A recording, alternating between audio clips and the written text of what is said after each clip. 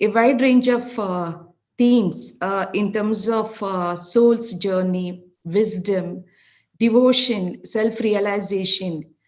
We have seen a narrative that depicts how the soul's journey through different stages of existence, such as being born has different life forms based on the past actions, how the soul evolves through various experiences to ultimately attain the higher states of consciousness. We have seen the sages imparting teaching about the permanence of the material life and the eternal nature of the soul. We have seen the story of a devotee who dedicates their life to the worship and the service of a deity. And we have seen how a seeker embarks on a journey of a self-discovery through the meditation. So through this process, we realize our true nature has an eternal soul beyond the limitations of the physical body and the mind.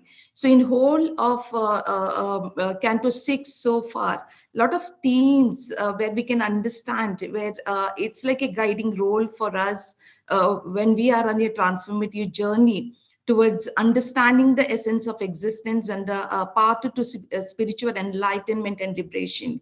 So in chapter 14, yesterday we have seen that how King Chitraketu experiences a deep sorrow and lamentation due to the death of his son. So this profound griefs leave him nearly lifeless, lying beside his son's lifeless body. In today's presentation in chapter 15, what we see is that how the scene completely shifts here. So text 1, Shri Sukha Vacha, Uchato Nritta Kopante Patitam Nritta Kopamam Shoka Bibhutam Rajanam Bodayantav Sadyuktibihi.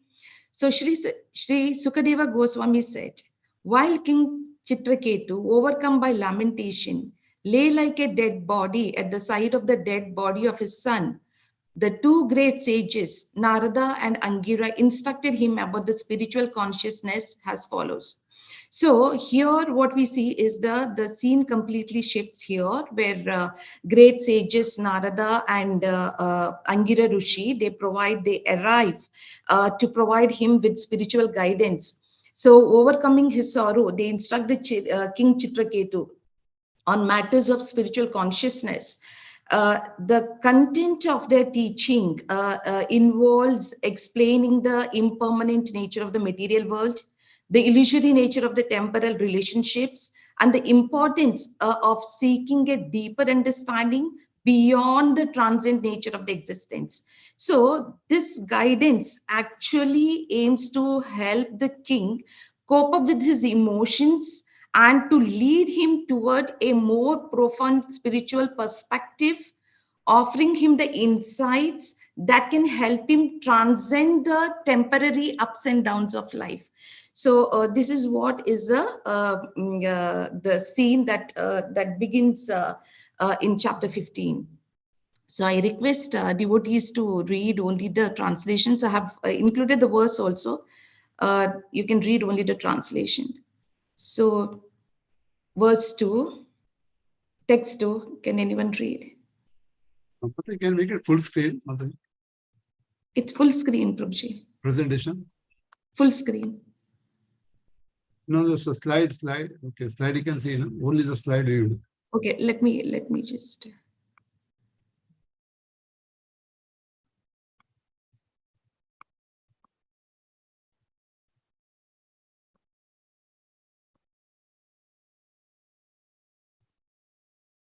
Can you see, Prabhuji?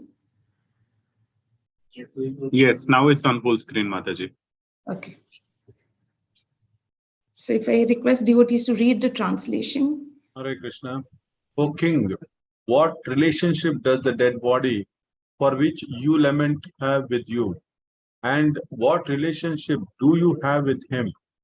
You may say that you are now related as father and son, but do you think this relationship existed before? Does it truly exist now? Will it continue in the future? Hare Krishna. So here what we see is Narada Muni and Angira Muni are explaining that the material world is temporary. Souls enter this world due to their past karma and accept physical bodies. The purport also says here the relationship we form in this world, such as those based on society, friendship, love, nationality, community, so they're all illusory. They are subject to change and dissolution, especially at the time of death. So here also it is described as these relationships are not described as not having existed in the past, not persisting into the future. They are therefore they are considered as illusions because they are transient and do not have a lasting eternal nature. So that is what is the understanding here. Can you all see the presentation? Yes, Madhavi. Yeah. So if you see here, Pure Dhanim Ata Parama, that Pura means that previously, that which it did not exist in the past. Dhanim means now, at present, and Ataha means hence, therefore. Para means beyond. So what is the ultimate aim is to attain the highest level of spiritual realization and eternal association with Lord Krishna in his divine abode. So verse 3.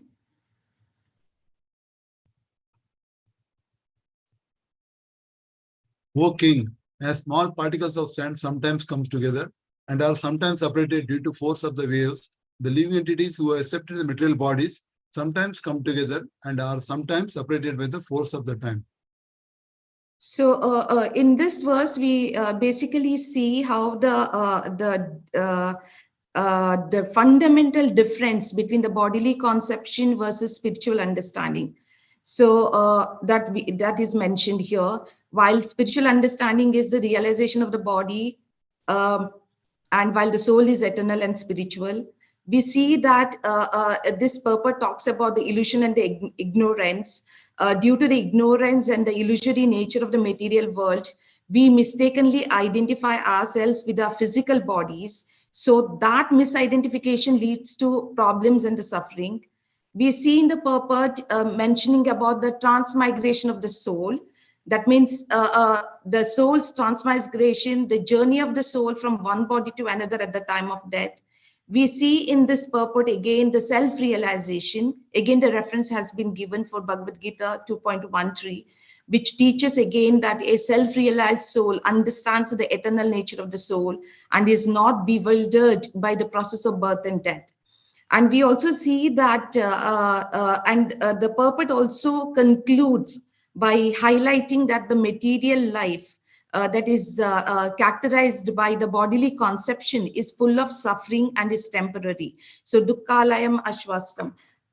So that again suggests that the external solutions like politics, social programs we talk about, or the medical assistance we talk about, so they cannot provide any lasting happiness because they do not address the root cause of the suffering. So that is a misidentification of the self with the body.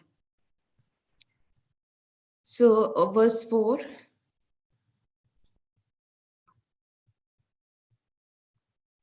Hare Krishna. Yatha dhana subhaidhana bhavanti na bhavanti cha evam bhutani bhuteshu chodina nisha mayaya. When seeds are sown in the ground, they sometimes grow into plants and sometimes do not. Sometimes the ground is not fertile and the sowing of seed is unproductive. Similarly, sometimes a prospective father, being impelled by the potency of the Supreme Lord, can beget a child, but sometimes conception does not take place. Therefore, one should not lament over the artificial relationship of parenthood, which is ultimately controlled by the Supreme Lord. Hare Krishna. The purport of the translation clearly says one is the destiny and the divine will. So the purport describes by mentioning that how King Chitraketu was not destined to have a child by providence or the will of the Supreme. So that highlights the concept of destiny and how some events are beyond human control, and ultimately it is determined by the divine will. It also talks about the supreme control. That means it emphasizes that supreme will is the ultimate governing force in the universe. Just as analogy is given that sterile grain cannot produce more grain, human beings are also subject to the supreme will when it comes to bearing children or other aspects of life. So that tells us the idea that everything is ultimately under the control of the supreme personality of Godhead. We also see the illusory nature of the material arrangements. So it also comments, the purport also comments on how people often make elaborate material arrangements, such as using the contraceptive methods to control the certain outcomes in life, like family planning. So, however, these methods are not always effective, and sometimes unexpected results also occur. So this, the description that shows that the illusory nature of material arrangements and the limited control humans have over them. We also see in this purport that what is our dependence on the Supreme. So in devotional life, the purport also says that it is like it encourages the complete dependence on the Supreme Personality of Godhead and acting in a way that develops Krishna consciousness. So the statements or the descriptions again aligns one with the core principles of Bhakti Yoga, where devotion and surrender to the Supreme Lord are paramount. And we also see in the purport that about the pure devotional service. So it also quotes a verse from the Rakta Rasamrita Sindhu, emphasizing that pure devotional service is selfless and is performed without any desire for material profit or the gain. It again stresses the importance of acting favorably in service to Krishna without creating any plans that may lead to the frustration. So the whole of this verse actually it teaches us how we should respect for life, how one should have the humility and recognition of this mysterious nature of life. It also talks about the family planning. That means it again gives us a reminder for responsible family planning and our choices. Adoption. In cases where biological children are not possible for a couple, this verse suggests that some individual come into families through unique circumstances. So this can be seen as an encouragement for adoption and providing a loving home to children in need. So it teaches us again the diversity, like as a parents, we try to teach children about the diversity of life forms and the various ways in which they can come into existence. Again, we can foster an appreciation for the natural world. So it's a lot of learning with this verse. Yeah, and each verse I could say for that matter that the descriptions given or the explanation that has been provided, like the beautifully Srila Prabhupada has put into these verses so that we can take these key takeaways and then apply in our real life situations. Text 5.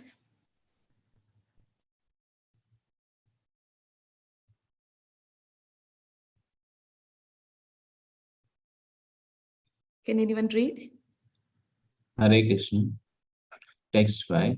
O King, both you and we, your advisors, wives, and ministers, as well as everything moving and non moving throughout the entire cosmos at this time, are in a temporary situation. Before our birth, this situation did not exist, and after our death, it will exist no longer. Therefore, our situation now is temporary, although it is not false. Hare Krishna. So here we basically see in the purport the philosophy, the Mayavadi philosophy and the Vaishnava philosophy, and the analogy has been given, as a dream is not real before we fall asleep or after we awaken. The world, the material world is also not real in an absolute sense. So the material world, including our own existence, is considered temporary, like a dream. So, and then we see in this purport that how the lamentation, we do not lament for the situations in a dream before or after the dream take place. We should not lament about the temporary situations in the material world. Why lamentation? Lamentation, it arises from our attachment to what is temporary and changing. So real knowledge involves recognizing this temporary and ever-changing nature of the material world and not becoming overly attached. So even Srila Prabhupada says a lot about the nature of reality, and he again and again insists us that we have to understand that this material world is temporary and it is subject to change. And the practical applications, what we need to see is like even the Srila Prabhupada emphasizes that the importance of detachment. That means performing one's responsibility and activities with the understanding that they are temporary and subject to change. Srila Prabhupada's primary teaching is like practice of devotion to Lord Krishna. So how we can engage ourselves in devotional activities such as chanting and reading all the scriptures and worshipping Krishna in deity form. Srila Prabhupada also emphasizes on serving others.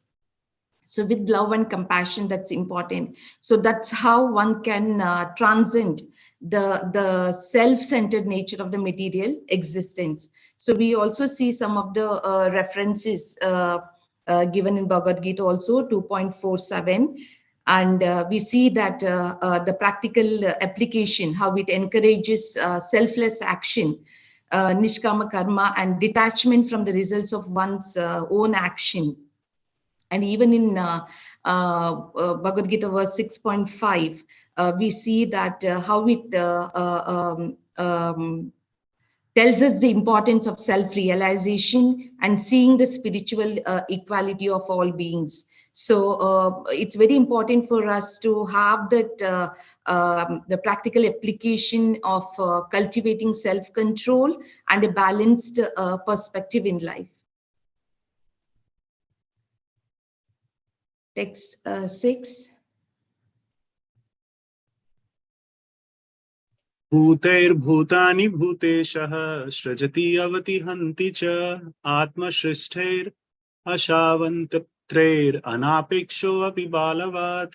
The Supreme Personality of Godhead, the master and the proprietor of everything, is certainly not interested in the temporary cosmic manifestation. Nonetheless, just as a boy at the beach creates something in which he is not interested, the Lord, keeping everything under his control, causes creation, maintenance, and annihilation. He creates by engaging a father to beget a son. He maintains by engaging a government or king to see to the public's welfare, and he annihilates through agents for killing, such as snakes. The agents for creation, maintenance, and annihilation have no independent potency, but because of the spell of the illusory energy, one thinks himself the creator, maintainer, and annihilator. Hare Krishna. So this verse, we can relate this verse and its purport to even ISKCON's, how it is, all the teachings in ISKCON's aligned with the core philosophy. So ISKCON teaches again that all living beings are dependent on the Supreme Personality of Godhead, Lord Krishna. And this verse actually reinforces that understanding by emphasizing that no one can independently create, maintain, or annihilate without the direction of the Supreme.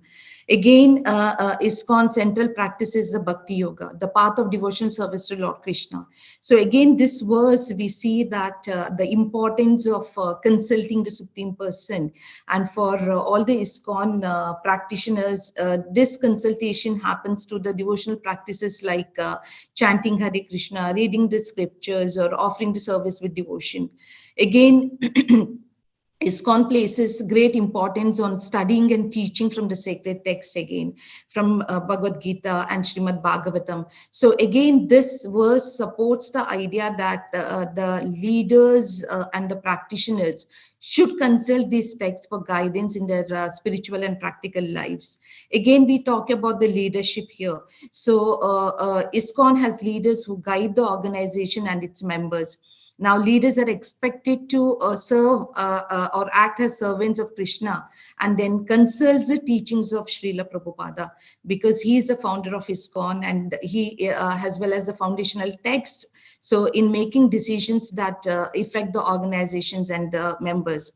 Again, we talk about this verse also highlights on the global harmony. So ISKCON promotes the idea that when individuals and societies recognize their spiritual connection with Krishna and act in accordance with divine principles, again, it leads to global harmony and spiritual well-being. So the verse message actually aligns with the ISKCON's vision of fostering a more spiritually conscious and harmonious world.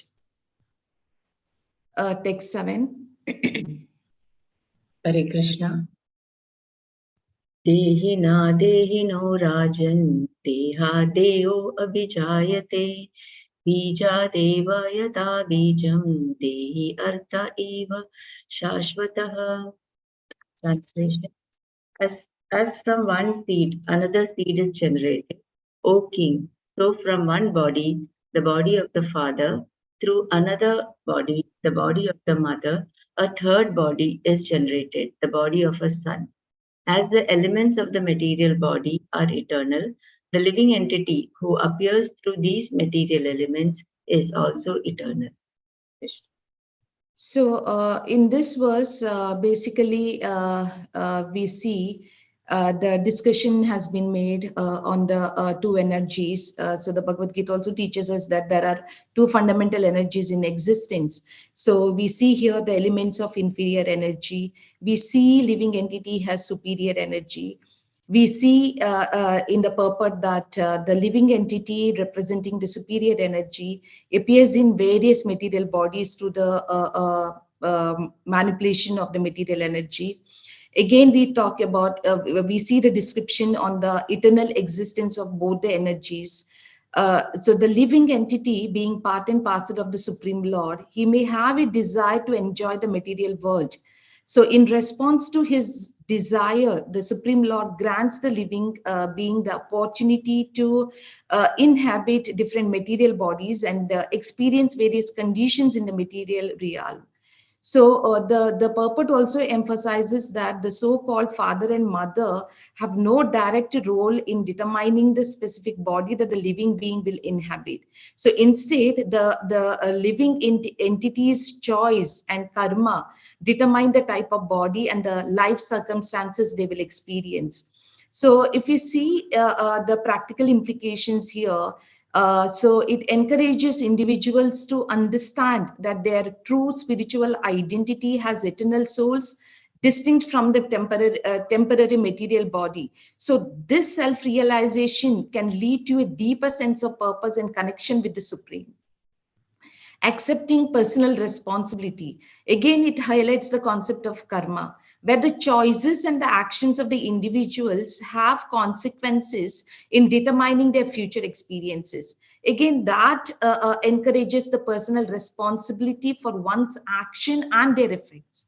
Then we also see that the detachment from material identity. So it's very important for us to recognize that the material body is temporary and not the true self, and it can lead to detachment from the material pursuits and a focus on spiritual growth and self-realization. Again, we talk about the spiritual evaluation here. Again, the purport says that the description has been given in the purport that the living entity evolves spiritually by experiencing different material bodies and the conditions. So that understanding can inspire individuals to make their conscious choices that again facilitate our spiritual growth, and we can return to the spiritual realm. So text 8. Hare Krishna. Deha dehi vibhagoyam aviveka krita pura jati vyakti vibhagoyam yata vastuni kalpitaha. Translation: divisions of generalization and specifications, such as nationality and individuality, are the imaginations of persons who are not advanced in knowledge. Hare Krishna. So here it mentions again on the concept in the description purport. It has been given how the individual living entity interacts with these energies in the material world. We see that our desire for forgetfulness. So in the purport, it mentions that the individual soul has harbored a desire to act in forgetfulness of its original spiritual identity. So this forgetfulness is the root cause of the soul's entanglement in the material world.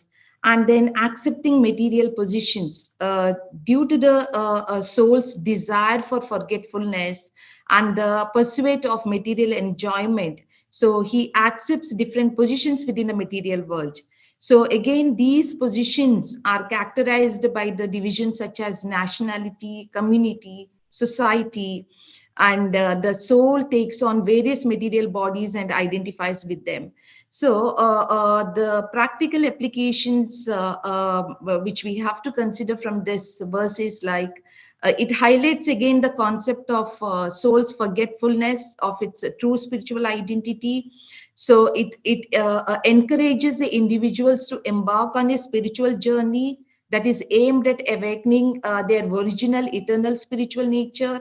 Again, here we see that how we can detach ourselves from the material comforts and overcoming division again. So as I said, that nationality, community, societal roles. So we need to focus more on how we can transcend ourselves to the spiritual realm. Again, material detachment from the material designations. We run after designations or the at work, or we look for some kind of power, we look for some kind of promotions, but we forget that what is our true spiritual identity, and beyond the temporary material roles. And then again about the self-realization. So it's very, very important for us, because we see that from beginning of the verse, it's how beautifully it is given or explained in each purport that the importance or the pursuit of self-realization. So again and again, it has been repeatedly said that how important for us to understand or to be on the path of the self-discovery, self-realization, and spiritual growth. Why? Because we need to rediscover our eternal connection with the Supreme Lord. So text 9.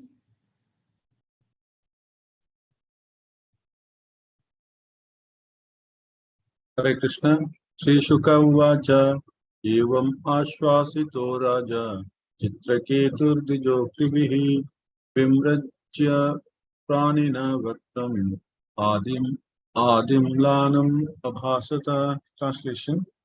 Sri Shukadeva Goswami continued, thus enlightened by the instructions of Narada and Angira, King Chitraketu became hopeful with knowledge. Wiping his shriveled face with his hand, the king began to speak. Right. So here we see after receiving spiritual instructions in terms of detachment from the material world, time and again it has been repeated that this material world is temporary and subject to change, and the pursuit of self-realization. Now, listening to all these instructions from the sage Narada and Angira Rishi, he experiences a transformation in his understanding and consciousness. That's very, very important. That's what we keep in ISKCON. We have a beautiful platform where we attend every week satsang, and by listening to all the instructions, like gradually one experiences that transformations in their understanding and the consciousness. That's a reason it's repeatedly said that having the association of devotees are very, very important. Listening to the lectures are very important. Listening to senior everyday devotees, understanding the instructions, because somewhere it will gradually, we are not saying that it might take, for some people it is very quick, and some people it might take time, but all that has the positive effect on our consciousness. So here also we see that, we see Chitraketu's expressions that is given, how it is, how he is wiping his shriveled face with his hand, and then he started talking to somewhere when he was listening to the instructions from the great devotees, somewhere he's feeling that transformation within. He's able to understand their instructions, and that is having the impact on his consciousness and the thought process. So here Sukadeva Goswami's in narration, we see how he starts. He's saying that sage who is narrating the story, mentioning that the king Chitraketu became enlightened. So that is very, very important, that the word is important here, that he became enlightened to the teachings that he received from Narada and Angira. Now, that's the reason I've given here, enlightenment through instruction. So it's very important for us. This statement is very important. It's always, for us to elevate or embark ourselves to be on that spiritual journey. It's important for us to understand these instructions. So here what we see is how these instructions have transformed King Chitraketu's perspective on life and existence.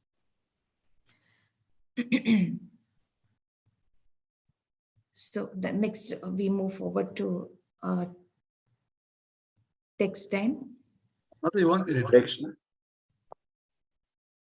Yeah, Mata, can you please explain the example you have showed in that? Yeah, so why we are talking, we see that Dhruv Maharaj's determination. Again, why I have mentioned Dhruv Maharaj here, Prahlad Maharaj. Now, they all have got the instructions from their spiritual master. So it's very, very important that, say, Parikshit Maharaj. So these examples gives us that kind of practical applications, that how we have to be very determined what we are doing it. Our devotion service, when you know that you are receiving the right instructions, when you know that you are on a journey of the spiritual realm, then somewhere that fearlessness comes. And we are talking about the renunciation. So how being in this material world, okay, we might be facing a lot of suffering, we might be facing a lot of challenges, but then how we have to renounce ourselves. So if you see that in Bhagavad Gita teachings and in all our scriptures, what we see is like how we have to, even though we do the work, everything, how we don't have to anticipate any kind of result from our work. So that's the reason I have mentioned these examples, that how especially this is because of the instructions, like how Chitraketu has his transformation, how he understands the whole process, how does it affected his consciousness. So we see with lot of examples that with these with their teachings or with their examples, we can take that key takeaways, that how we should be on this enlightened path. So that's the reason I've given these examples. So text 10. Hare Krishna. Sri Raja Uvacha Kauyuvam Gnana Sampanno Mahishto Cha Mahiyasham Avadutena Veshena Gudau Viha Samagato. Translation. King Chitraketu said, "You have both come here dressed like Avadutas, liberated person, just to cover your identities. But I see that all men, you are most elevated in awareness. You know everything as it is. Therefore, you are the greatest of all great personalities." So again, we see that in the previous verse, we have seen that he gets that enlightenment through the instructions. And after getting the instructions, how many of us do that appreciation? So we see that some of them doesn't even have that gratitude, or they do not even have that appreciation. So this verse talks about that where King Chitraketu, he expresses his deep appreciation and recognition of the elevated spiritual consciousness of the two sages who had imparted the wisdom to him. So recognizing the spiritual depth is important. That's what he is acknowledges the sages as being highly advanced in spiritual awareness. So most of the time it happens like, sometimes even when senior devotees giving the lecturer, how many of us acknowledges their spiritual awareness, or appreciate their understanding on the sacred text? So it's very important for us to recognize and respect the individuals that who possesses deep spiritual insight and wisdom. And it's also important for us to seek the guidance from them in our own spiritual journey. We cannot have that kind of attitude where we say that, okay, we are just testing someone's knowledge, or we know everything. And that's not possible with any one of our sacred texts. Like, one cannot have that kind of attitude. So this verse clearly tells us that how one should recognize and respect. And then we talk about the humility and the reverence. And here we should look at the King Chitraketu's respectful attitude. That's very, very important. So these are the keywords that this full, actually in the canto, lot of themes, lot of keywords to take, where we can practically apply all these situations in our life. So here we see that how King Chitraketu respectful attitude towards the sage, it again to reflection, it reflects the practical application of humility and reverence. That is again because he is in the presence of spiritually enlightened beings. So it encourages, this verse encourages us to approach the spiritual teachers and advanced practitioners with humility and an open heart, and then appreciating the true knowledge. So again, it highlights the importance of discerning the true spiritual knowledge from those who possess it. So it involves actually valuing and seeking the authentic spiritual teachings that lead to self-realization. We cannot take the instructions from everyone. We have to understand the true knowledge, and then whatever the instructions we take from others, it should lead to self-realization. It should have a deeper understanding of life purpose. Sometimes we deviate from the true knowledge. So that is not taking us anywhere. So we have to make sure that whenever we are associating with the devotees, we have to ensure that we are with the right devotees. So instructions, whatever we receive, it only should embark us on a spiritual the journey, not degrading our life to the lower level again. So learning from the advanced soul. So if you in this purport, if you see that King Chitraketu's statement that emphasizes the practical application of learning from individuals who have realized the truth. So only by associating and learning from those, we can advance on the spiritual path. And again, seeing beyond external appearances, that is again, it is very important here. So the sages addressed as avadhutas, which may not have been indicative of their true spiritual status, but the practical application is to look beyond external appearances and titles and recognize the depth of wisdom and the spirituality in individuals. And lastly, we can say from this verse that how the gratitude and the praise. So expressing that appreciation for the guidance and wisdom. So that is very, very important. So text 11.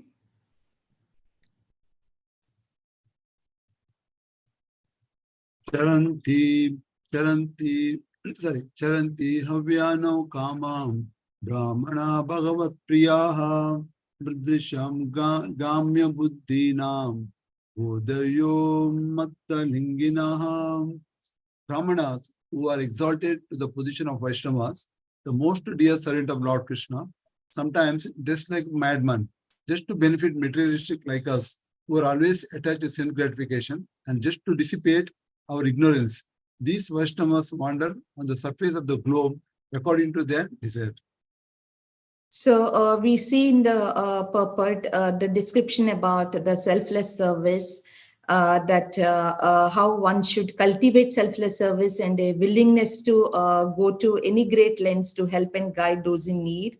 We see compassion for the ignorant person. So again, it's very important for us to develop a compassion for others, recognizing their spiritual needs and offer guidance or the assistance when it is appropriate.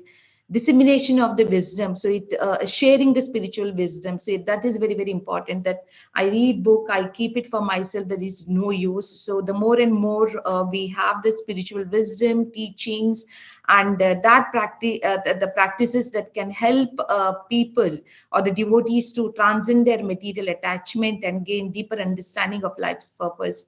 We talk about again in this purpose, again and again, we see that the humility, detachment, seeking the spiritual guidance, recognizing the spiritual teachers. So these are the main key takeaways from here. We also see that Narada Muni,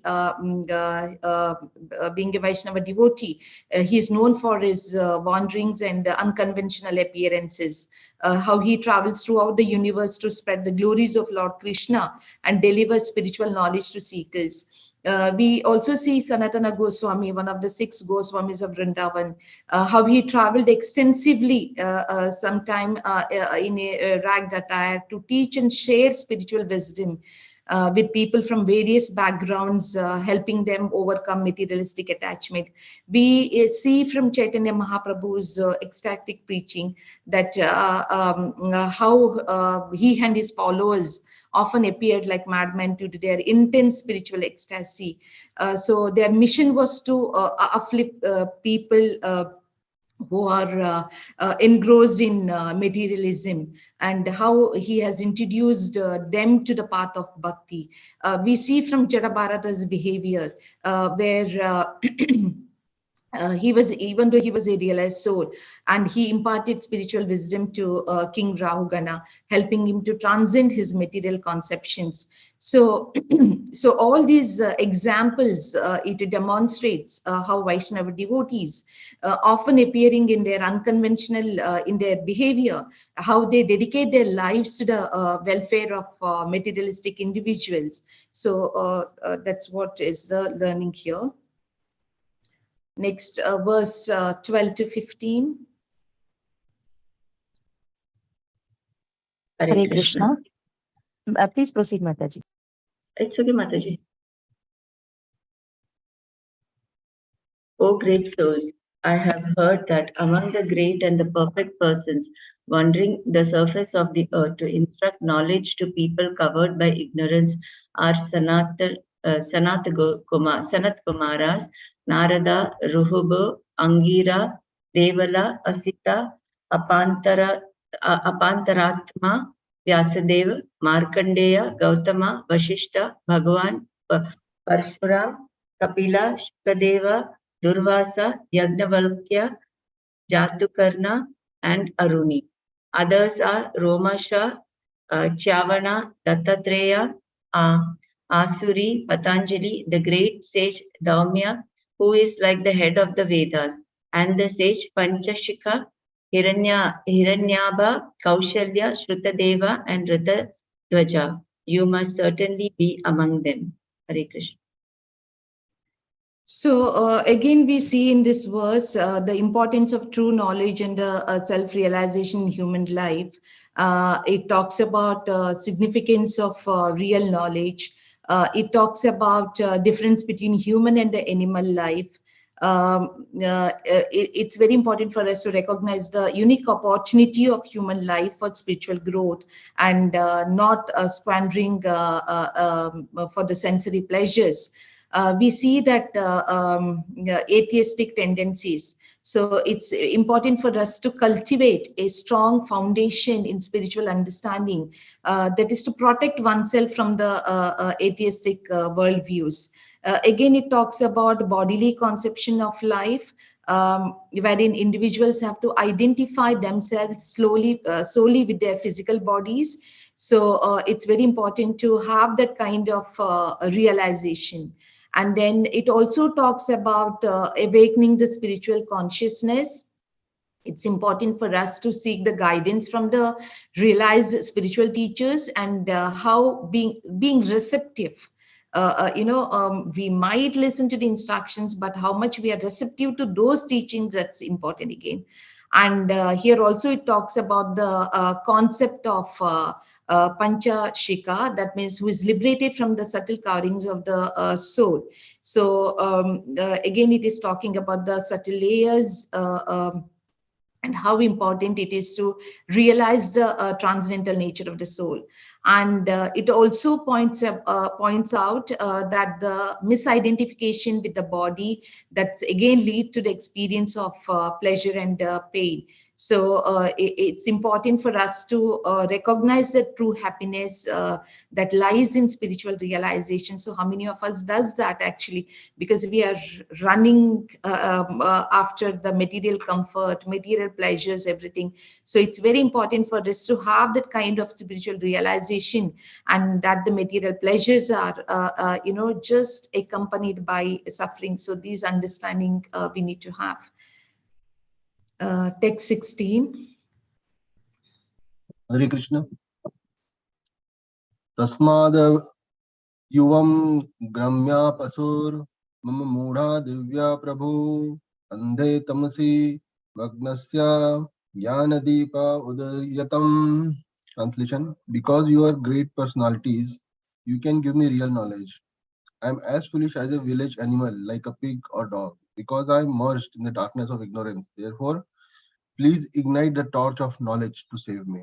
Hare Krishna.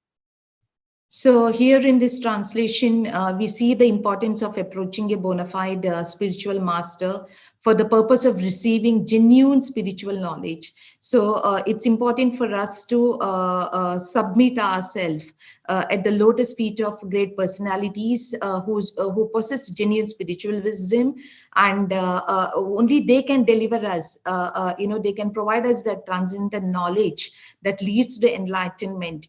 It also talks about the purpose, also gives a description about approaching for the highest goal. We need to have that kind of desire, or we need to have that kind of aim to understand the highest goal and the purpose of life.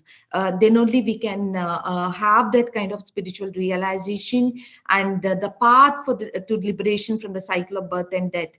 It's important for us to have the genuine seekers, like should surrender themselves to a bona fide spiritual master. That again, that surrender, that implies a willingness. It's a very strong statement, and I feel that each and every sentence or the word that is mentioned in each verse is so much applicable to us. Sometimes we don't listen to our senior devotees. We don't, we just take it for granted when we hear these instructions. But so beautifully it has been given that again and again, that everything is in our own hand. That how we should proceed in our life. We might get instructions, but how much instructions are we implying that in our own life? So each and every word or the statement that has been given is a lot of learning. It's a lot of guidance that we are getting.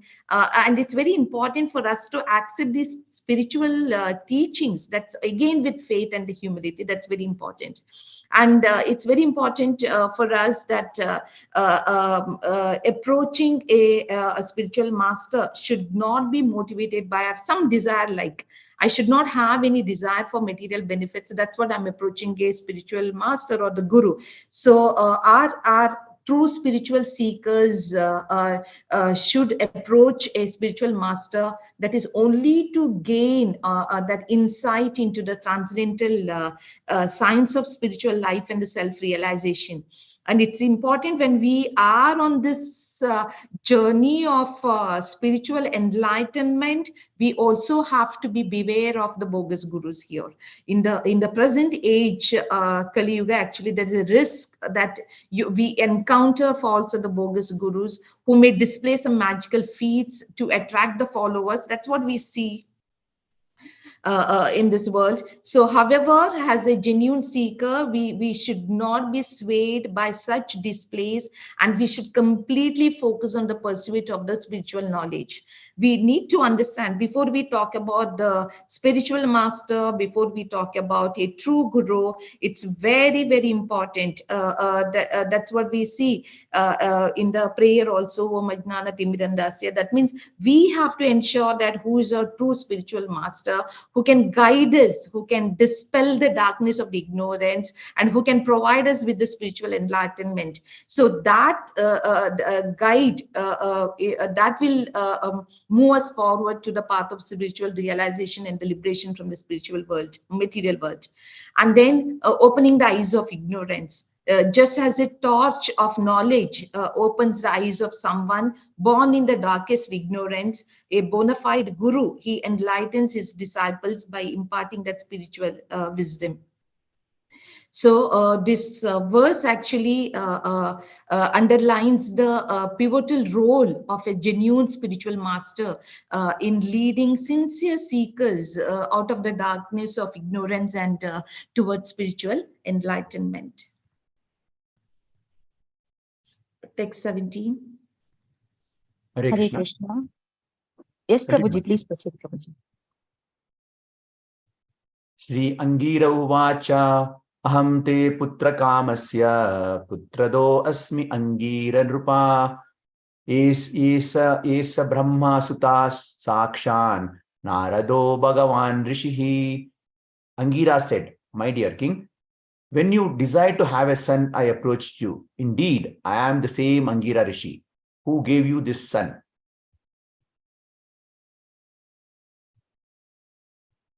Hare Krishna. Yeah, who gave you this son. As for this Rishi, he is the great sage Narada, the direct son of Lord Brahma.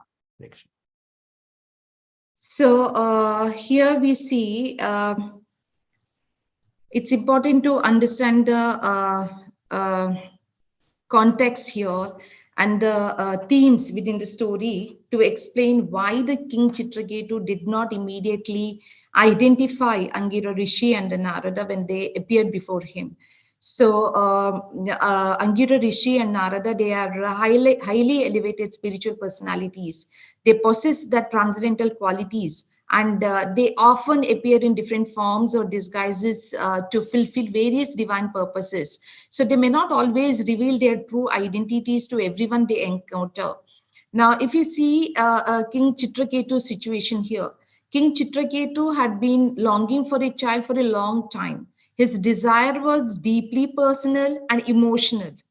So when Angira Rishi and Narada appeared before him, they might have chosen not to reveal their identities immediately to allow the king to express his desire and emotions freely.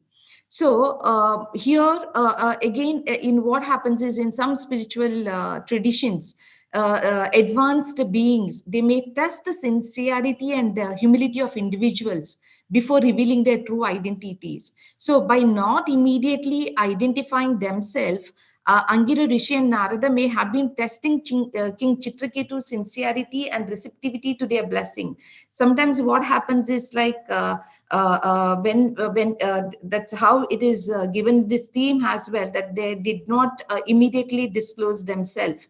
And this is what happens like when we have to receive the true blessings and the instructions. So we also see that sometimes we might see that somebody coming in disguising, giving some kind of instructions or something.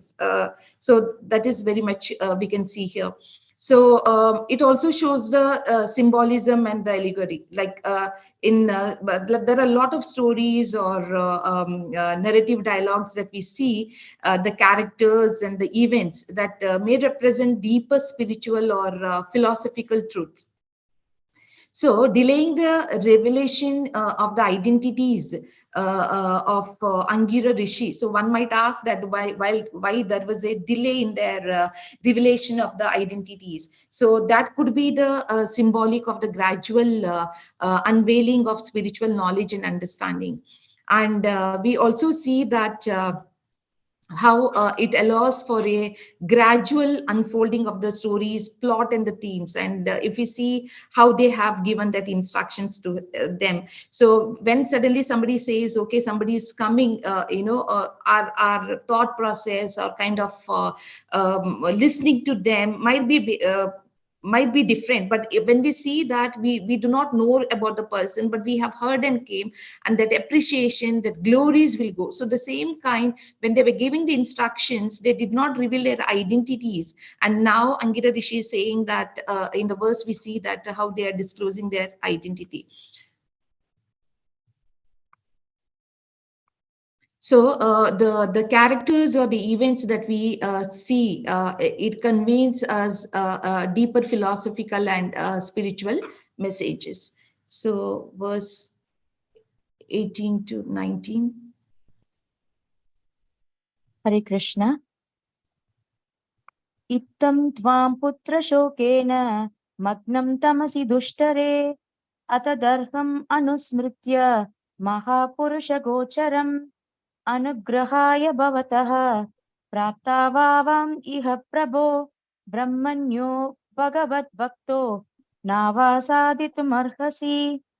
Translation: My dear king, you are an advanced devotee of the Supreme Personality of Godhead.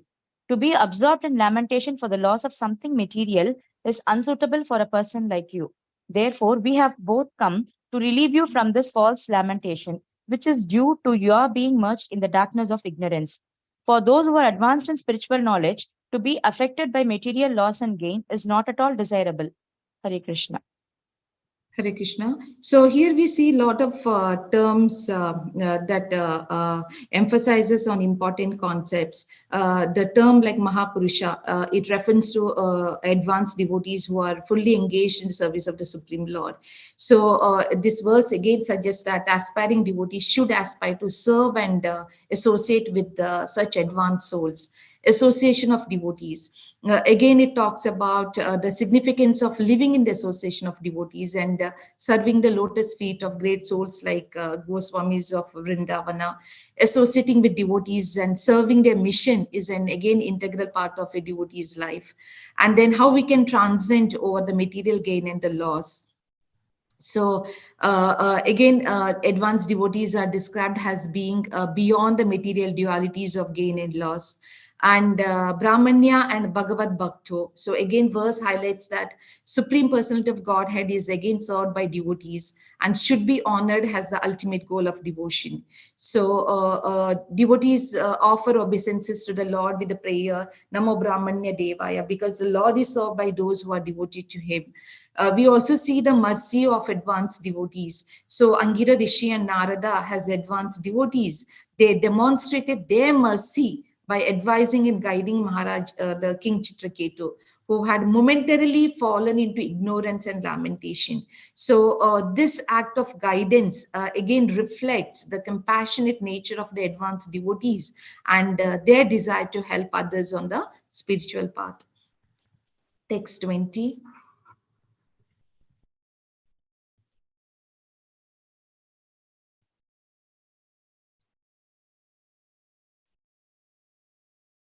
Can anyone read? Hare Krishna, Hare Krishna. Tadaiva te param jnanam dadami gram agatam jnatvanyabhi nivesham te putram eva dadamyaham. Translation: Jai Shri Prabhupada. When I first came to your home, I could have given you the supreme transcendental knowledge. But when I saw that your mind was absorbed in material things, I gave you only a son who caused you jubilation and lamentation. Hare Krishna. So in this verse, we see that how Angira Rishi is explaining King Chitraketu that why he initially did not impart the supreme transcendental knowledge when he first came to the king's home. So here the points to understand is like supreme transcendental knowledge. Now Angira Rishi possessed profound spiritual knowledge and wisdom, including the knowledge of the supreme transcendental truth. So when he initially arrived at King Chitraketu's home, he could have imparted the supreme knowledge to the king, which would have liberated him from the cycle of material existence. Now, King Chitraketu's state of mind. So, however, upon observing King Chitraketu's mental state and absorption in material concerns, Angira Rishi chose not to immediately impart this transcendental knowledge. Instead, he decided to bless the king with his son. So, a gift of his son. Again, Angira Rishi gave King Chitraketu the gift of his son, knowing that it would bring both joy and sorrow to the king's life. So this decision was based on his compassionate understanding of the king's desires and his recognition that the king needed to undergo certain experience in his material life.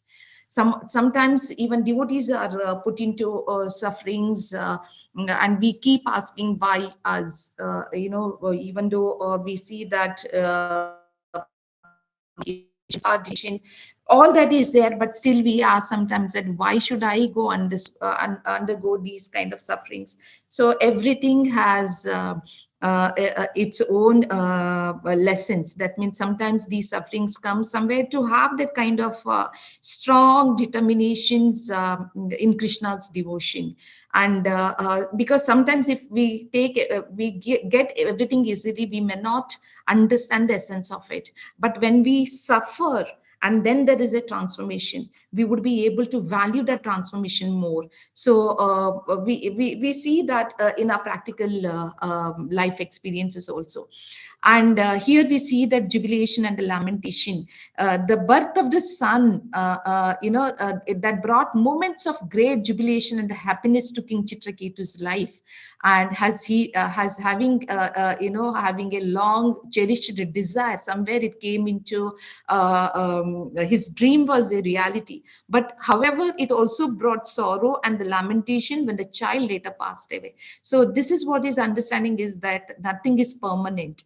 So we might feel appreciate sometimes, we might feel, we see that there are some parents with the children, without children. Sometimes they might be thinking, oh, I wish I had children. But the thing is, like, when we see the situations like this, somewhere we have to have that kind of appreciation to Lord's planning, whatever it is there. Okay, if we are getting with the will of the Lord, fine. If it is not, then we should not lament much for it. So here we see that initially it was a jubilation and later it was a lamentation. And spiritual timing.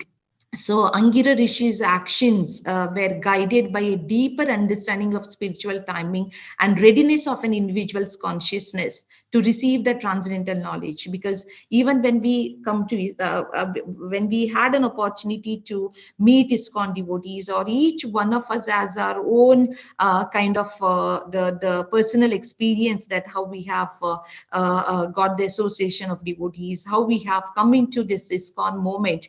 So for everything, there is a spiritual timing, and it's important that what is the readiness of individuals' consciousness to receive that transcendental knowledge, that is important. So here Angira Rishi, he decided to wait until King Chitraketu's mind had matured, because already he had that the enjoyed, or he had that celebrations when the son was born.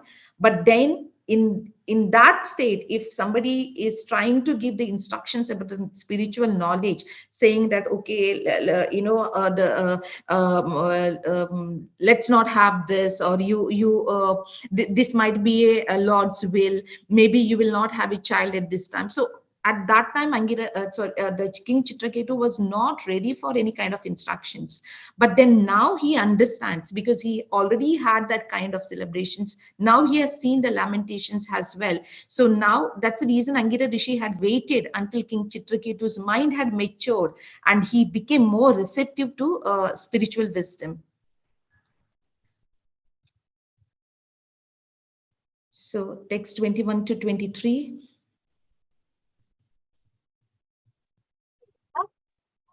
Translation. My dear king, now you are actually experiencing the misery of a person who has sons and daughters. O king, owner of the state of Shurasena, one's wife, his house, the opulence of his kingdom, and his various other opulences, and objects of sense perception are all the same in that they are temporary. One's kingdom, military power, treasury, servants, Ministers, friends, and relatives are all causes of fear, illusion, lamentation, and distress. They are like a Gandharva Nagara, a non existent palace that one imagines to exist in the forest. Because they are impermanent, they are no better than illusions, dreams, and mental concoctions. Hare Krishna. So in this verse, we see that the fundamental nature of the material existence and the inherent challenges that are associated with it. So it talks about the material possessions, where it mentions that in material existence, individual possess many things, including material body, children, spouse, and they're all often considered as sources of protection, comfort, and happiness. Transitory nature. So again, this verse highlights the transitory nature of material possessions and situations. No matter how attached one may be to these temporary arrangements, they are subject must eventually give them up. Again, we are talking about the cycle of reincarnation.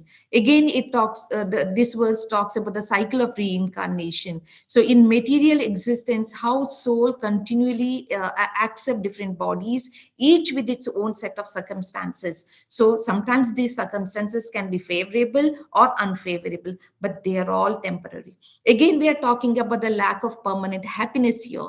That means the verse again conveys that the idea that material possessions and relationship can never provide lasting happiness or the fulfillment. Even if one acquires favorable conditions, they're bound to change, leading to suffering and tribulations. Again, we talk about spiritual identity. This verse again suggests that true happiness can only be found in recognizing one's spiritual identity and engaging in eternal service to the Supreme Personality of Godhead. So that spiritual engagement is the path to lasting joy and the liberation from the cycle of birth and death. So instructions from Angira Rishi and Narada Muni. So they imparted this essential instruction to Maharaja Chitraketu. So they emphasize the futility of seeking happiness in temporary material possessions and urging him to focus on his spiritual identity and devotion to the Supreme Lord. So that's what we see here, that all these messages or the themes that aligns with the core teachings of Bhakti Yoga and pursuit of spiritual realization. Text 24.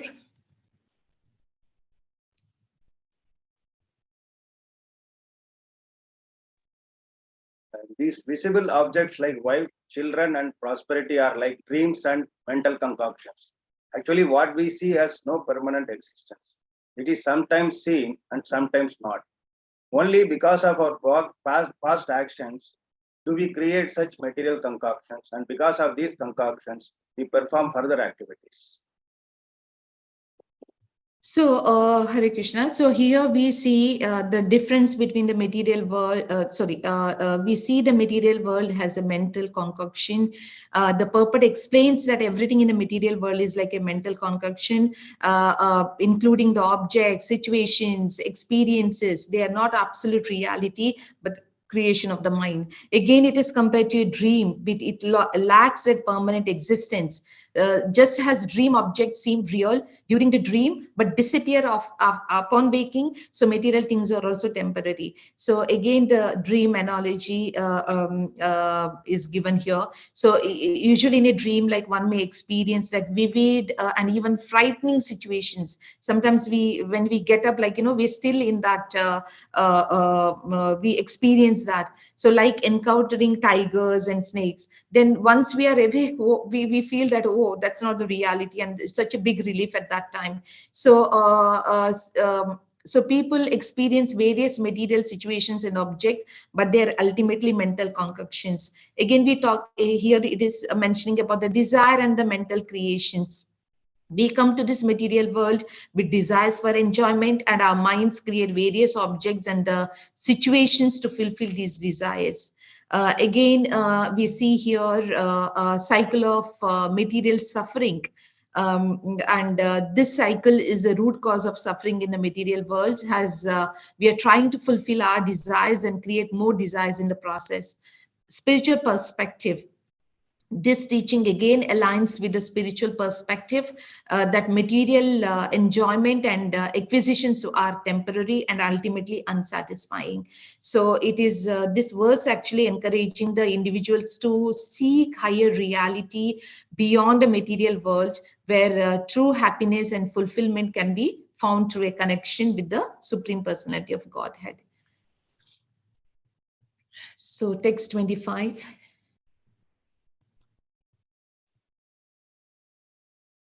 Hare Krishna. The living entity in the text 25. The living entity in the bodily conception of life is absorbed in the body, which is a combination of the physical elements, the five senses for gathering knowledge, the five senses of action, along with the mind. Through the mind, the living entity suffers three kinds of tribulations: Adi Bhautika, Adi Daivika, Adi Atmika. Therefore, this body is the source of all miseries. Hare Krishna. So this verse reflects a common theme again in many spiritual and philosophical traditions, and that again emphasizes the temporary and challenging nature of life in a material world. So we see the bodily conception of life that purport suggests that individuals tend to identify themselves again primarily with their physical bodies and components of the body. So it's described as a combination of the physical elements and five senses used for gathering the knowledge, five senses of action and the mind. And suffering through the mind, again, the mind is mentioned as the source of suffering. It explained that the living entity experiences that the three types of tribulations to the mind are Adi Bhautika, Adi Daivika, and Adhyatmika. So body has source of miseries. So again, in this verse, the conclusion is drawn from this analysis that physical body is the source of all miseries because the mind and body are intertwined. So the identification with the body leads to the experience of various forms of suffering. Text 26. So, tasmat swasthena manasa vinshya gatim atmanah dvaite dhruvarth vishrambham tyajopashamam avisham. Therefore, O King Chitraketu, carefully consider the position of the Atma. In other words, try to understand who you are, whether body, mind, or soul. Consider where you have come from, where you're going after giving up this body, and why you are under the control of material lamentation.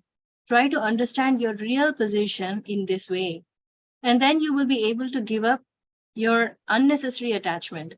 You will also be able to give up the belief that this material world or anything not directly in touch with service to Krishna is eternal. Thus, you will obtain peace.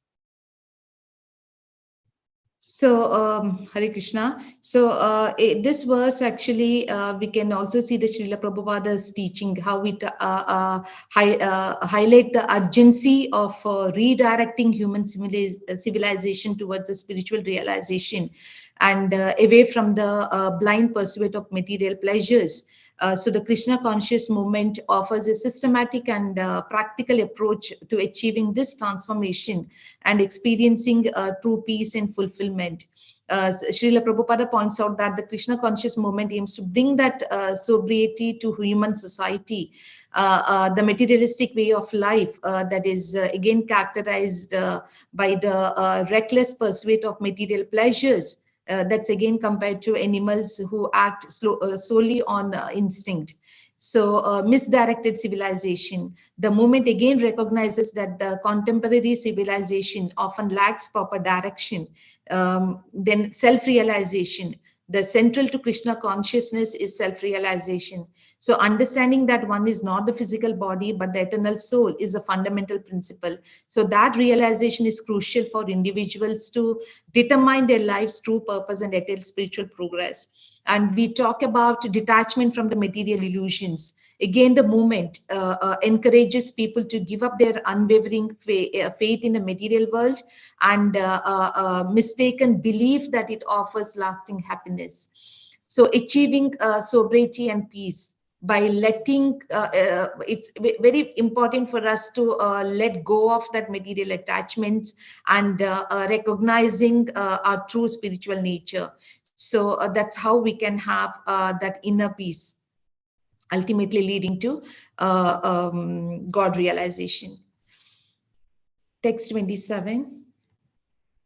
Varadavacham etam mantropanisadam mantropanisadam pratitya prayato mamam yam dharayam saptaratra drishtva sankarshanam vibhum. So The great sages Narada continued, "My dear king, attentively receive from me a mantra, which is the most auspicious. After accepting it from me, 7 nights you'll be able to see the Lord face to face." So in this verse, the great sage Narada is offering King Chitraketu a mantra that's considered highly auspicious. So this mantra is believed to have the power to grant the person who chants it the divine vision of seeing the Lord face to face within just 7 nights. So in this context, Narada is bestowing that special mantra upon the King Chitraketu. So again, here the highlight that we see is the importance of guru-disciple relationship in the transmission of the spiritual knowledge and practices. So Narada, has a spiritual guide and mentor, is offering King Chitraketu not only a mantra but also the opportunity for profound spiritual realization. So the mantra is seen as a powerful tool to facilitate the seeker's direct experience of the divine. So that's what we see here. So the last verse, text 28. Yat padamulam upasrishchana narendra purve sarvadayo brahmam imam dvaitayam visrijya sadyastadiyam atulanadhikam mahitvam papur bhavan apiparam nachiradupaiti. My dear king, in former days, Lord Shiva and other demigods took shelter of the lotus feet of Shankarsana. Thus, they immediately got free from the illusion of duality and achieved unequaled and unsurpassed glories in spiritual life. You will very soon attain that very same position. Hare Krishna. So here we see that Sage Narada is offering King Chitraketu the assurance that he will attain a highly elevated spiritual position, just like Lord Shiva and other demigods did by taking the shelter of the lotus feet of Sankarsana, who is a manifestation of Lord Krishna. So here the key points that we have to note from here is taking shelter of the Supreme Personality of Godhead is a fundamental principle in devotional service. Again, freedom from the illusion. By taking shelter of the Supreme Lord, one can be free from the illusion of duality. They can transcend the material world's dualities of pleasure and pain, success and failure, and others. And we can achieve a state of spiritual realization where we see the divine presence in all aspects of existence. And we also see that as a result of our devotion and the surrender, so we see the examples of Lord Shiva and other demigods, how with their devotion and the surrender, how they have achieved unparalleled spiritual glories and transcendental realizations. So their devotion has elevated them to the state of divine ecstasy and bliss.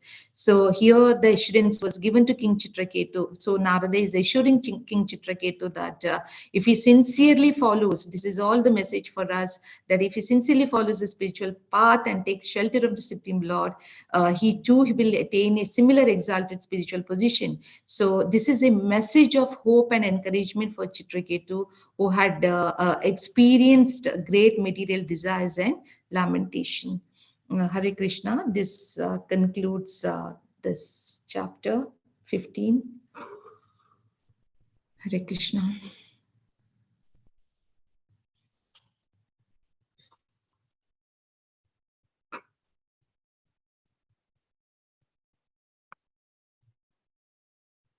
Hare Krishna. Thanks a lot, Shalini Mataji. Such a nice presentation. And something unique I observed is, normally purport is not there, we normally skip. We don't think much about that sloka. But you totally, change the total perspective. Your ideas are out of the box, actually. You created your own purpose and you analyze so deep and mentioned so many items, which is hidden, in that translation. And that's why I really wondering, especially that sloka number 9, 10, and so many other slokas. There is no purport at all, but Mataji made separate so many points, go beyond that, out of the box thinking. She made such a nice presentation. And say something really admirable, actually. And I'm thinking, if I had to give the same topic, I would have finished within 45 minutes. But you have taken almost 1.5 hours.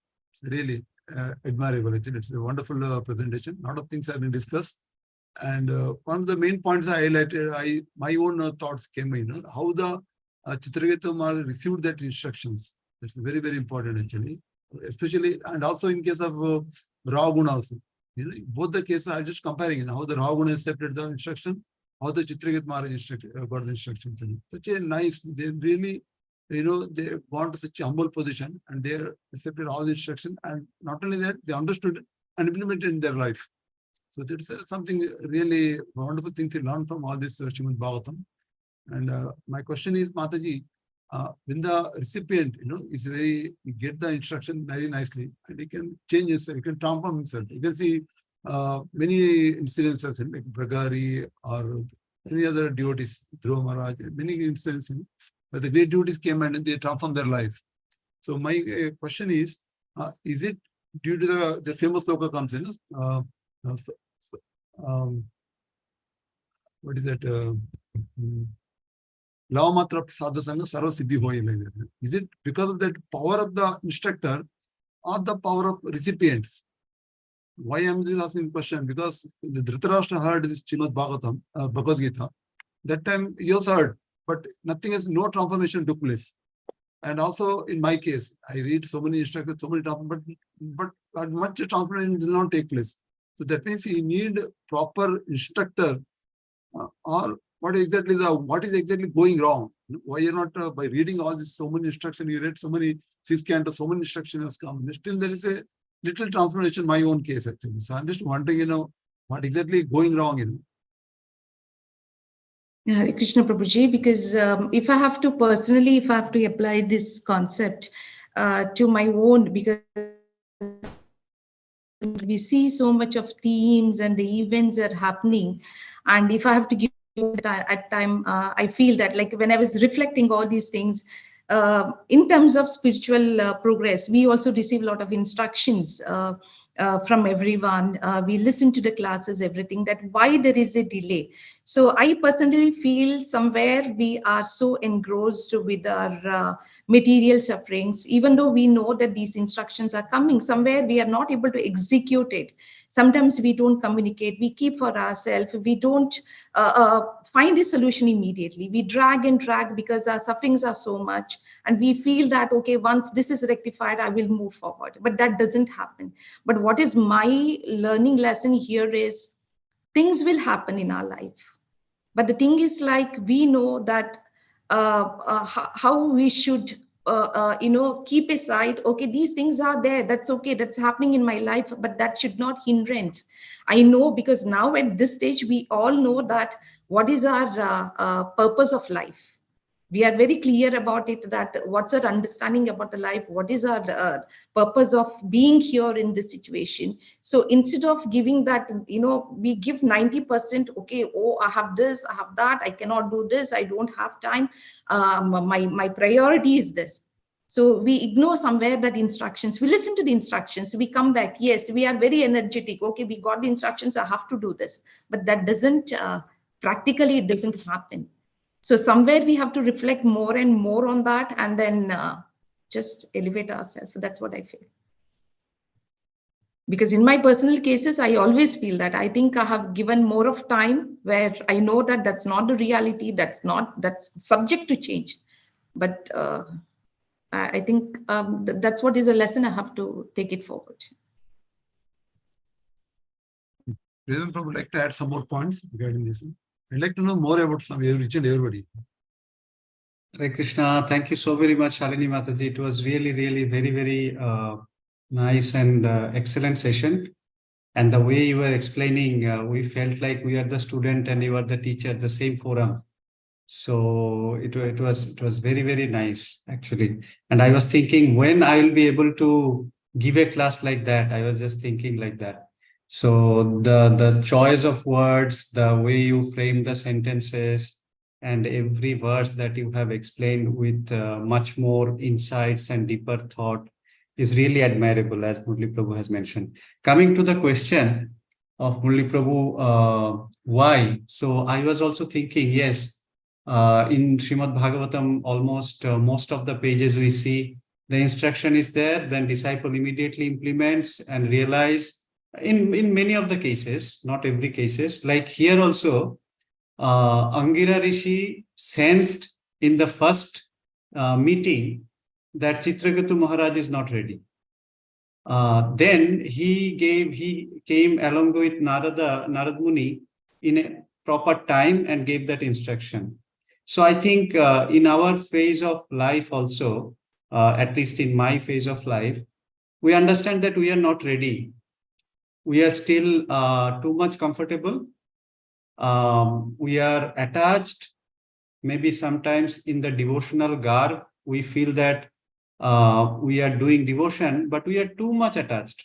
Especially in this kind of a life situation in Dubai, we are too much comfortable. We are too much attached. And maybe that is one of the main reason why the real knowledge that we have got does not fructify. So yeah, that is one of my like I was thinking. But when a situation will come when we are completely ready to leave everything, at least mentally, not maybe externally, we are in that sannyasa frame of mind, maybe that knowledge fructifies. So the Lord is eagerly waiting when I will be in that frame of mind. And our Gurudev also is also waiting when my disciple will come to that frame of mind where they are not attached to the material life, but they are more attached. Not attached is a negative thing, more attached to Krishna, and thereby not attached to material life. Hare Krishna. Hare Krishna Mata. I can say that you have a very good vocabulary strength, and it is like an incessant flow, like a river flowing. So you have done a wonderful thing. Yes, as Muralivajan Prabhu said that wherever there is no purport, we will try to skip. But you explained it very well, and there is a lot of learning or a lot of instructions in this chapter, and which you have explained it very nicely.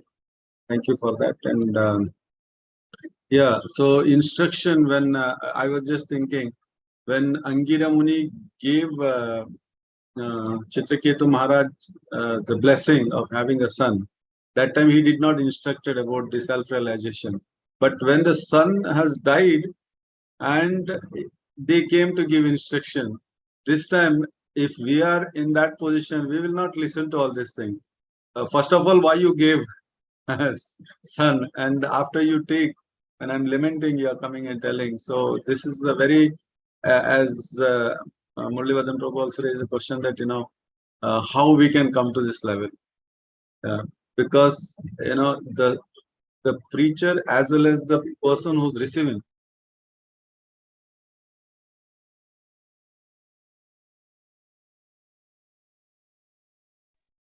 Stuck.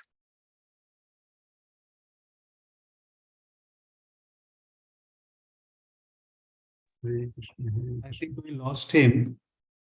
Maybe in between, Ravi Lochan Prabhu can start, and then Kripalu Prabhu, while Kripalu Prabhu comes back.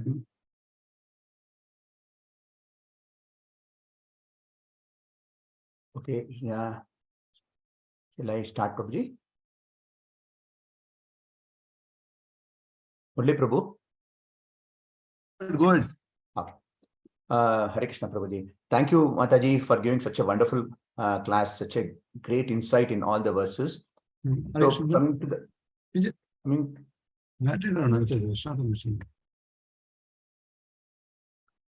coming to Murli Vadana Prabhu's question. Murli Vadana Prabhu is so humble, but actually it is not true what he asked the question. He is applying everything in his daily life and he is following all the things. I don't think he is forgetting anything. But in our case, my case at least, it is true what Murli Vadana Prabhu said, that we listen to all, I listen to all those things, and once I come out of that situation, and again we are going to the same situation, same word, again getting as Priyottama Prabhu said, we get engrossed in the daily way of life. But that is actually how Chaitanya Mahaprabhu said that Cheto Darpana Madhyanam. The covering is very strong. So covering, it is like so thick. We have to first get rid of that covering. Till that covering is there, this propensities will come. So how to get rid of that covering is one of the things is we have to, in order to get rid of these coverings, first of all, we have to serve. Serve means, whatever service we get, it is not that what service we like, we do it so enthusiasm. Whatever service we get, we should do it with the same enthusiasm. And, we should see how in every service, we are going to improve on how best we can give it. That is one thing. And second thing is the association, constant association, because devotees will always guide us. So being in constant association with the devotees, they will help us. So even when we forget, they'll keep on reminding us. And third thing is the scriptures and listening to Prabhupada's lectures. So if we do this, I think slightly we can come out of this, slowly we can come out of this situation. Thank you, Prabhuji. Nice, Prabhuji. Thanks a lot. Hare Krishna. Yeah, Kripal Prabhu, please go ahead. I was saying that, the preacher as well as the person who's receiving has to be in a perfect stage so that, we can absorb or we can apply those things, instructions. And we are so much attached to our material things, even though we sometimes try to avoid thing or detach from material thing, but our family will not leave. You're just sitting and you're not doing anything. You're just reading. You're just wasting your time here. You don't have time for us. So that also will be a problem. So yes, when we read these instructions, really, Mataji, you have done a wonderful thing that, giving all insights. And when we hear these things and, yes, we have to do this, we have to take this, we have to apply in our life. And when we are reading the purport, Prabhupada has so nicely has written the purport that, we get that taste and immediately out of the class and we take all the instructions and we go out of this, satsanga, then actually what we are supposed to do, we will not do, and what we are not supposed to do, we will do. So this is our situation and we are so engrossed in this material world. So I hope with this instructions, we will try to, imbibe those instructions in our practical life and try to get attached to the Lord and detached to material things, so that this is the time. And we have passed so many years. So this is the time we have to get attached. So thank you so much, Mata, once again for your wonderful session. This is more and more required. Hare Krishna. Now come to one preaching application, Mataji. Suppose one neophyte, you read this chapter, and you may think, this Bhagavatam is full of negativity about the material world.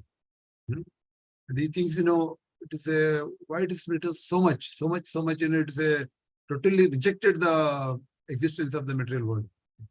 So how it is exactly going to convince him?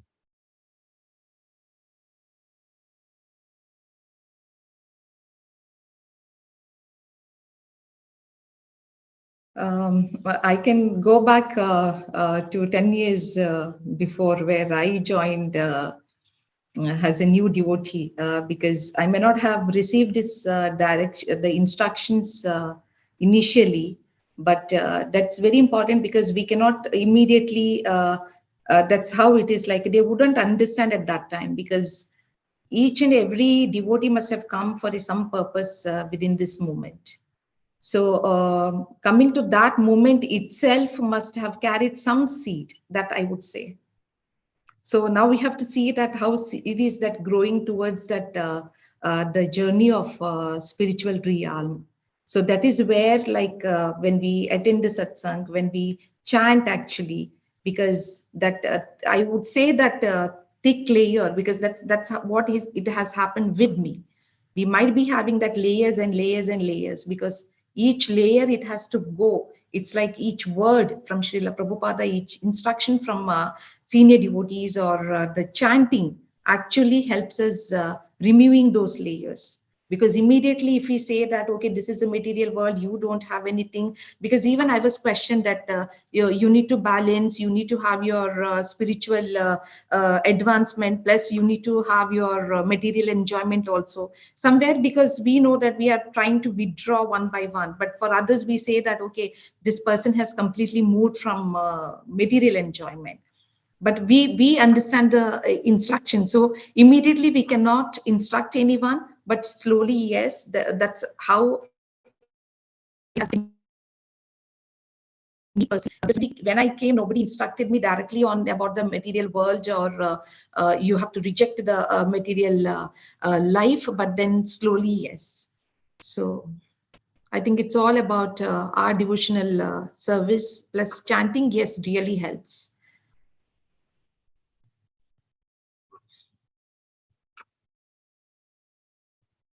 If anybody saying any other opinion about the same? Hare Krishna. So first of all, you said about negativity, Prabhu. First, when we start itself, we can say that Bhagavatam is not about negativity. It is only highlighting the facts, actually. Why are we suffering? Why are you suffering? The first case itself. No, the suffering is because of the attachment. That's what it says in this particular chapter also. We are getting all the sufferings because we get attached. Why? First of all, why did we come to this place? As we all know, because of our desire. So once we have the desire and we came here, we are not trying to get out of that situation. Instead of that, we are trying to get entanglement. That is, entanglement is because of that attachment. Even this case of Chitraketu, suppose if we did not have the sun, there would have not been any lamentation. Only the initial, that external, superficial lamentation would have been there. But the intense lamentation came because he got attached to his son so intensely, and after that, he was not able. Nobody was able to control him. So this is it. And again, Bhagavatam is also very simple and it is not complicated, and it gives practical, as I said before. Even we can take the example of the Ajamila. Ajamila got they tell all the negative points, and then finally it says one word of only one. If you take the one name of Narayana, we are getting liberated. So in that way, I think we can.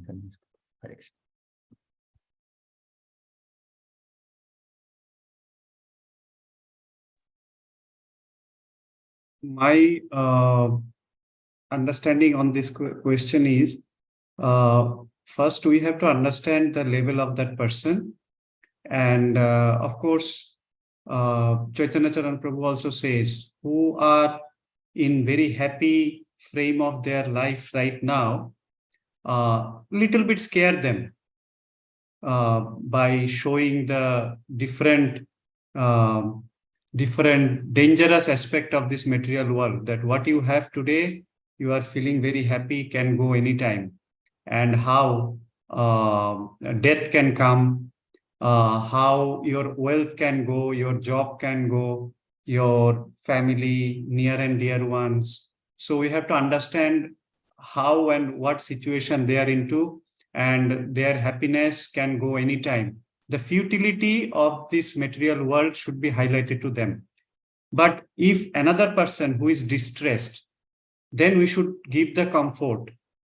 We should not make that person more fearful, that, oh, this world is very dangerous and every padam yad vipadam natesham. Those slokas should not be for that person who is already distressed. We have to give comfort that yes, there is distress, but again, happy time is also coming. It's a wave. It comes and goes. So we are there. And of course, the knowledge of the soul also pacifies, like Krishna gave to Arjuna. So there are different preaching I think, techniques for different people in different stages. So in Murlibhadan Prabhu's question, if that person is very happy-go-lucky, that situation, then of course we should, they also know that there can be many dangers, and they are also trying to protect their happiness some way, defending all the situations they have, good situations. So we should little bit scare them so that they also understand, yes, these are true. And in Chitraketu Maharaj's case, it is a very apt example that, okay, you have a son, but what is the guarantee that the son will live? Son can also die, like this great king's fate. So along with that, of course, we have to also engage them positively, other than the philosophical understanding based on their situation. The people at the initial stage, we know they are very fond of prasadam, kirtan, and maybe some people are interested in some philosophical discussions. Based on their inclinations, we have to engage them. And that only helps in a long-term perspective for them to stick to Krishna consciousness. Because if somebody likes to eat, and if we every week after week, like in Murlibhadan Prabhu's, I say this to Shruti and Deveshwari, that in all the Bhakti Vrikshas that I have seen, the prasadam is the topmost of Murlibhadan Prabhu's Bhakti Vriksha. There is no comparison. There is no comparison of this kind of prasadam. So if somebody, and actually every one of us like to eat, like me. So how can we miss this kind of a prasadam and every week after week? So this is one of the most, like Prabhupada said, chanting, dancing, and feasting. So, this, most of the people like very enchanting kirtans. So that also is another attraction, and also stories. So like that, we have to engage that person. I know I'm talking to very, very great and experienced preacher, but like a child, I just wanted to share these opinions as Murlibhadan Prabhu instructed. Hare Krishna. Thank you, Prabhuji. It's all Gurudev's mercy. I'll actually listen from Shubhangi Mataji's. Hare Krishna, Prabhuji, pranams. This can be understood with a small example, Prabhuji. If someone is coming and saying something bad about my daughter repeatedly, I would not like this. Why? Because I'm so much attached to my daughter. So whatever you say, my eyes are closed for that because of my attachment. In the same way, we are so much attached to this material world that we do not understand it unless and until someone points out that there are mistakes in this. So for that purpose, Bhagavatam gives us the idea that this is not your home. You have to go back. Don't get attached to this. Whatever is happening here is not right for you. So for that reason, and for endurance and tolerance also, this negativity is given not only for us to become averse to this material world, but also to understand the material world and keep going. So it also provides a solution at the last. What is the solution? You have to do bhakti yoga. So if you want to come out of it, there is a solution. So this is how the part, Prabhuji, it is given in parts for us to come out of this attachment, and for us to understand and tolerate the situations whenever it comes, and for us to come out of it the solution. So this is how Bhagavatam is given, Prabhuji, and that is why repeatedly sometimes we see negativity. Negativities are given for us so that we can understand the real truth. Satyam Param. This is not right. So just like how our daughters are being criticized, we may not like if we are attached to this material world. So we have to come out of that attachment. So for that reason. And for the first question also, can I add some points, Prabhuji, if we have time? Yes, please go ahead. Yeah. There are two aspects for the first question, Prabhuji. One is our sincerity. So Angira Muni also instructed, he did not immediately grant him a son. He said, Shoka Harsha means Harsha Shoka. That means the son will be a cause of lamentation. That instruction was given. And knowingly only the king said, it is okay. I need a son. Same way Sati also, when she desired to go back to her parents' house, Shiva instructed, don't go. This will be the cause of destruction. But then Sati was overcome by the desire. So our desire, when we are hearing the instruction, with what mentality we hear the instruction, is it to fulfill our desires? Then it will never happen. Spiritual transformation will never happen. So our sincerity in hearing the instructions with an open mind, irrespective of what desire we have, will cause the effect of transformation. This is one aspect. The second aspect is, as happened for Manigriva, Nalaguvera, Ajamila. So sometimes the sadhus decide, when they come and instruct us, they will see us right eye to eye, and their heart will melt. Oh, this guy is suffering so much in this material world. I need to give him a hand. When the sadhu decides, even without any spiritual instructions, the transformation within the heart will take place.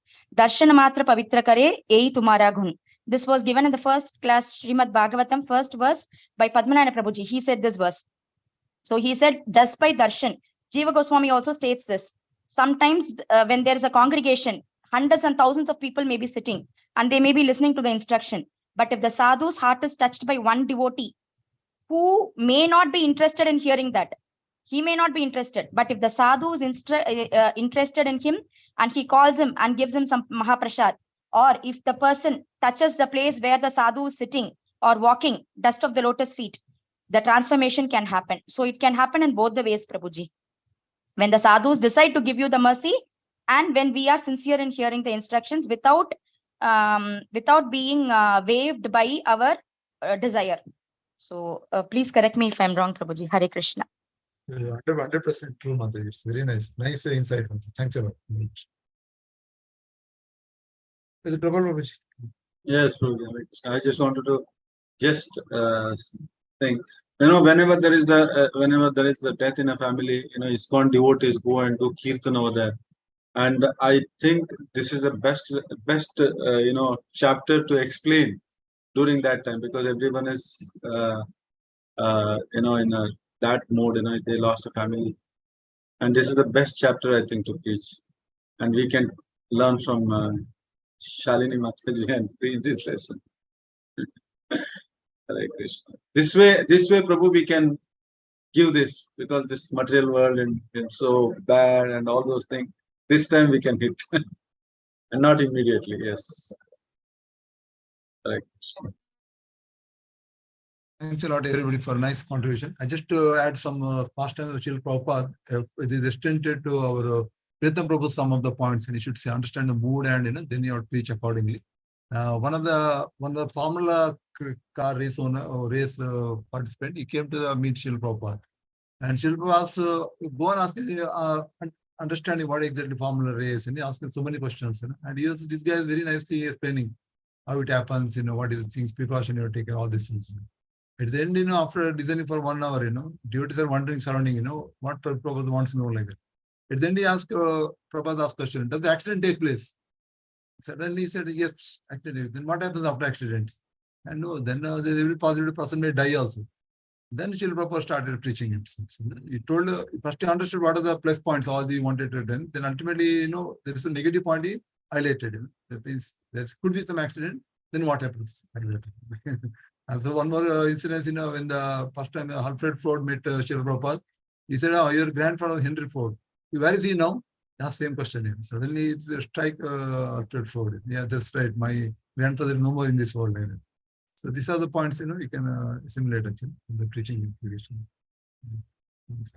Thanks a lot, Mataji. It's a nice section. Once again, it's such a good time, and I expect it's a lot of things to understand from you also. You should learn from you also. Let's all end up the section. Anybody saying any doubts? Thanks a lot, everyone. Hare Krishna.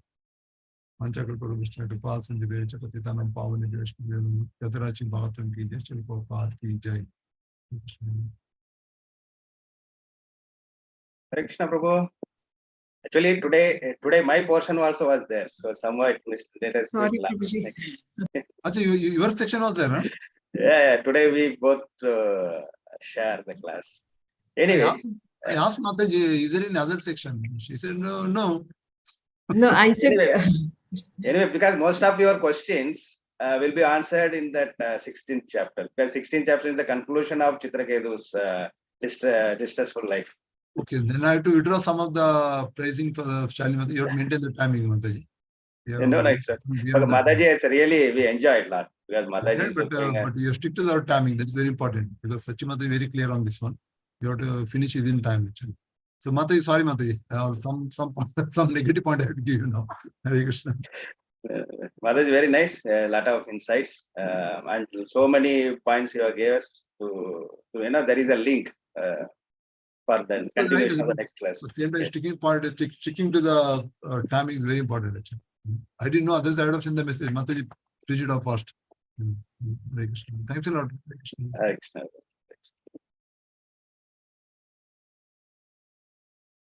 Acha, there was a second class also by Paramatattva Prabhu today.